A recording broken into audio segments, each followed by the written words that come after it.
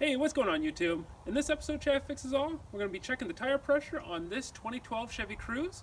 Also going to learn how to actually fill it up as well. Let's get to it.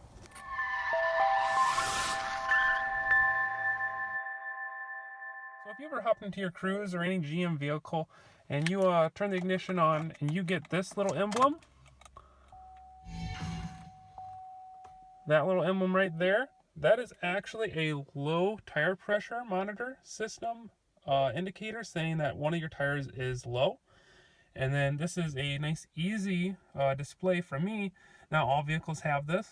Some vehicles will actually display it in another way, but this one, it does display that the left rear tire is at 23 psi. So what's nice is I can actually, using the menu and set and clear function here, I can go ahead and flip through the menu and see my vehicle information.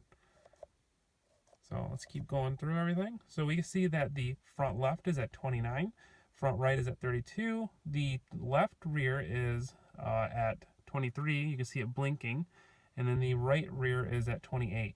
So the left rear is the one that we're going to want to fix right away, but we're going to go ahead and fill up all of them to around 32 psi, so that way we're good. So let's go ahead and hop outside the vehicle and fill up the tire pressure.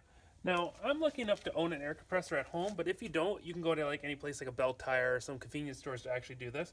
But just remove the valve stem cover or cap, and then get your air hose and just go ahead and fill it up. And then using a tire pressure gauge, go ahead and check it a few times. So now mine's at around 31, so I'm going to just give it a tap more, get it up there.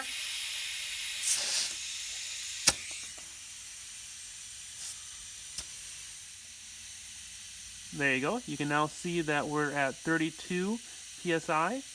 So this tire back here is all filled up. Now we're going to go ahead and go around and fill the rest of them up while we have the air hose out. Don't forget to screw back in your valve stem cap. There we go. We went around and filled up all the air in all the tires.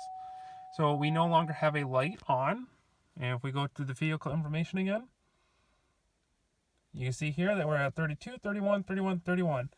That is perfect. That is just fine. So that got us that light to go off and no more issues. So if this video has helped you at all, please make sure to click like and subscribe. And I'll have a link in the description to a pressure gauge if you need one. And then also, yeah, if you could, just check out my other videos. Thanks for watching. Thanks.